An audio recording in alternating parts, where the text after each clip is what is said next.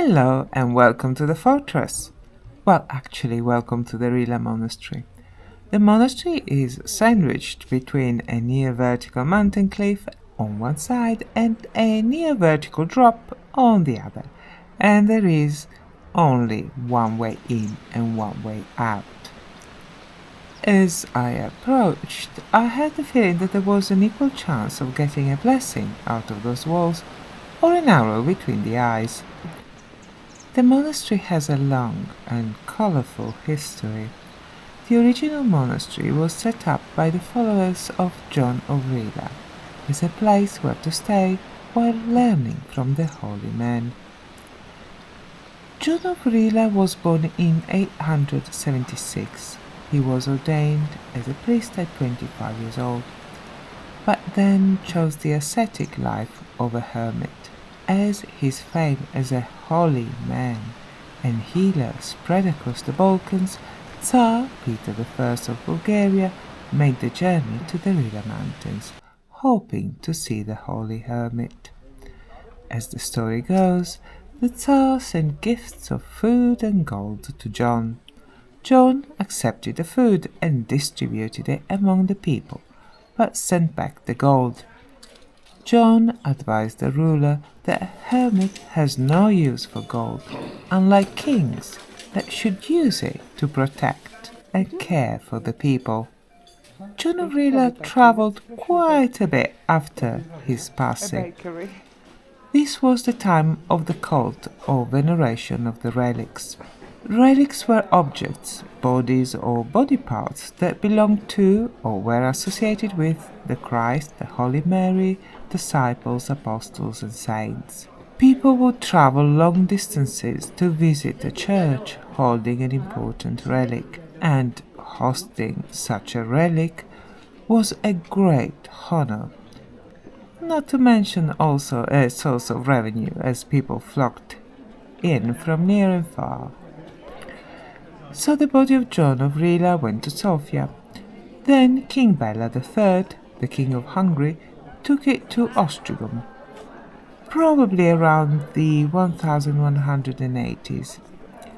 Then King Hassan in 1194 decided that his capital, Veliko Tarnovo, would be a much better resting place for the relic. After Veliko Tarnovo fell to the Ottoman Empire, the body was moved back to Rila.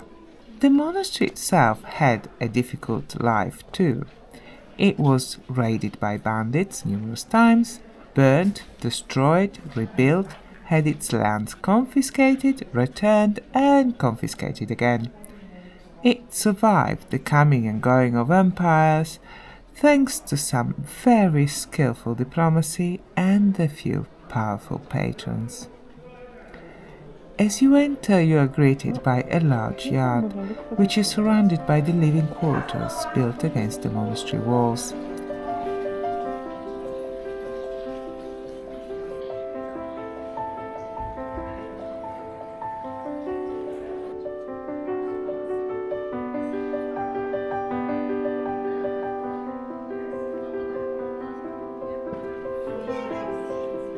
Outside the cathedral itself, you can see some of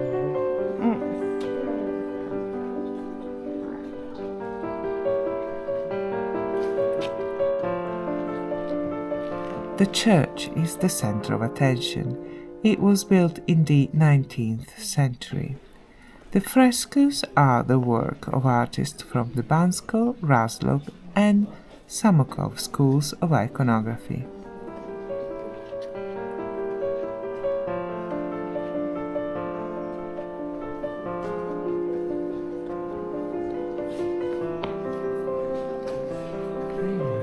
There is a lot of decoration.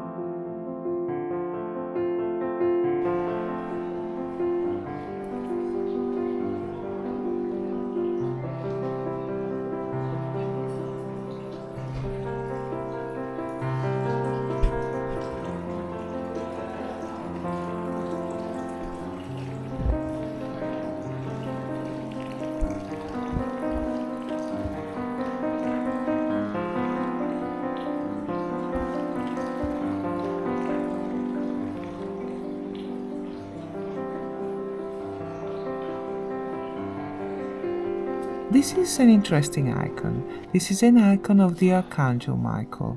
He is dressed a bit like a Roman commander-in-chief. After all, he is the leader of the army of God.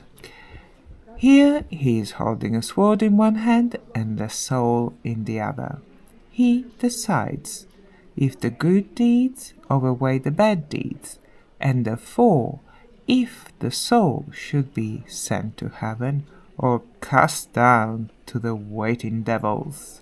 The lower level of the frescoes depicts scenes from hell, scenes of sinners being tormented by devils, ravaged by pests, and ultimately being munched on by a monster. And yet, it seems that the worst thing of all is that you are going to be naked when all these terrible things are happening. You cannot film inside the church, but the monastery's website has a virtual tour. Links in the description below. The inside of the church showcases some amazing iconography and gold work.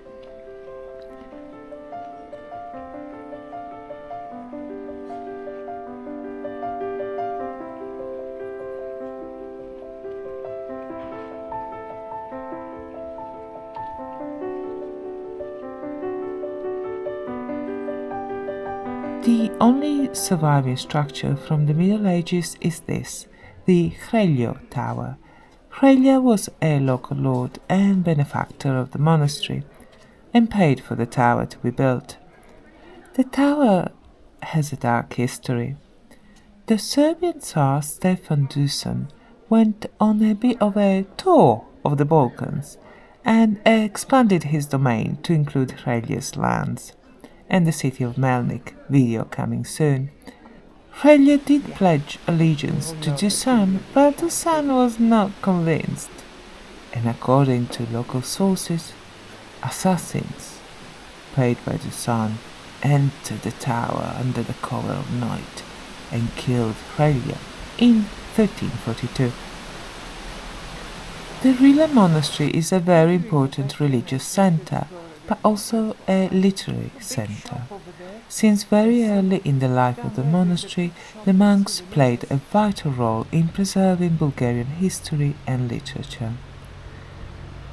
St. Paisios of Ilanda visited the monastery while doing the research for his book of Bulgarian history, Historia Slaviano-Bolgarskaya. The monastery also provided shelter to major figures in the Bulgarian liberation movement, including Vasil Levski.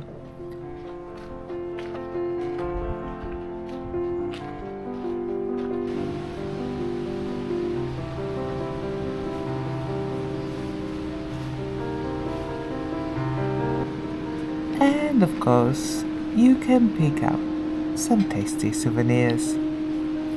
Thank you so much for watching. Please like and subscribe, that would be great.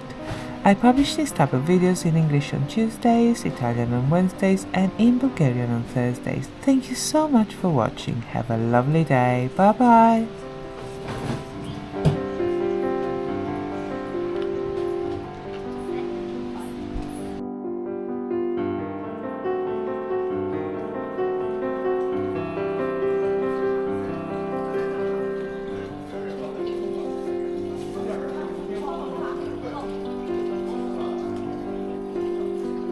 Shop.